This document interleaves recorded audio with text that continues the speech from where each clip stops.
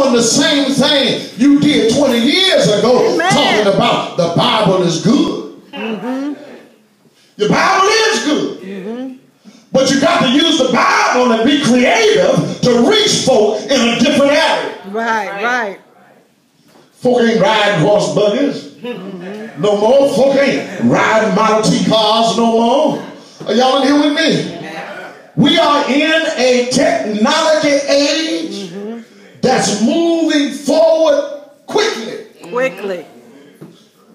We done went from horse and buggy to them talking about having a shuttle to get you from here to LA airport in a vacuum with your car. Y'all ain't gonna talk to me in here. All right. No. Now what you gonna talk about in that kind of technology? Talking about if you did it for mama, he can do it for me. What? Are you following me?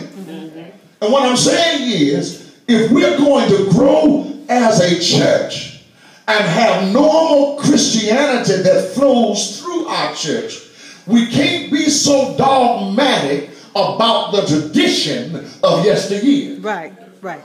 You got to realize where you are and reach the people where you are. That's right. I emphasize again, that's why we not hung up about what you got on. That's right. Because see, I grew up in a day. Hear me now. I'm talking about tradition. You ought to come to church and dress like you're coming to church. Give God your best. You ought to dress like giving the respect. Put something on. Don't be coming in here any kind of way. I understand that. I respect that. But now you've just took out a whole generation of people that don't know nothing about being suited and booted. And ain't got nothing like that. Can I tell you, give you a good, perfect illustration of what I'm talking about? This is a true story. There was a deacon, and no offense to mine, but just a story. There was a deacon that seen a young person. He was a young adult in his 20s. Had his pants on, they were sort of sagging a little bit, you know. But he had pulled them up a little bit. He's trying to be respectful. They wasn't all the way down, but they were still down. Are you following me? Had on his tennis shoes and, you know, had on his gear and everything. And the preacher and the deacon looked at him and criticized and said, that's a shame how he came to the house of the Lord. Look at how he looked coming in here with this stuff on. He ought to be dressed. Pastor said, should he be dressed like you? He said, yes, sir. Need a suit on and some good shoes. He said, well, let's see. He said, come here, man. He brought the young man and had the deacon there. He said, how much you pay for them? He said, them Stacey Adams you got on, right? He said, yes, sir.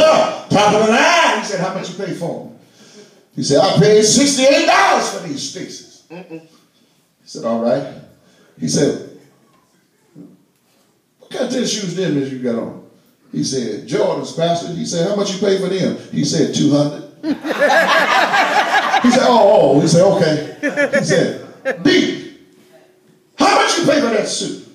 He said, I paid $175 for this suit. It's all right. He said, them jeans. He said, how much you pay for them jeans? He said, I paid $350 for these jeans. He said, okay.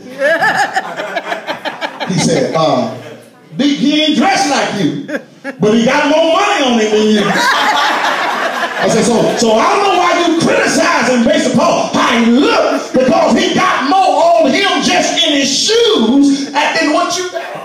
All right. His shoes cost almost as much as your whole outfit. All right.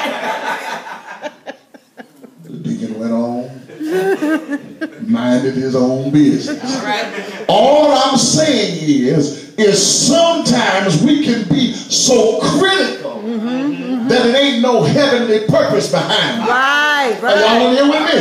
Because at the end of the day, ain't no George getting to heaven, ain't no Stacey Adams getting to heaven, ain't no three-piece suit getting to heaven, ain't none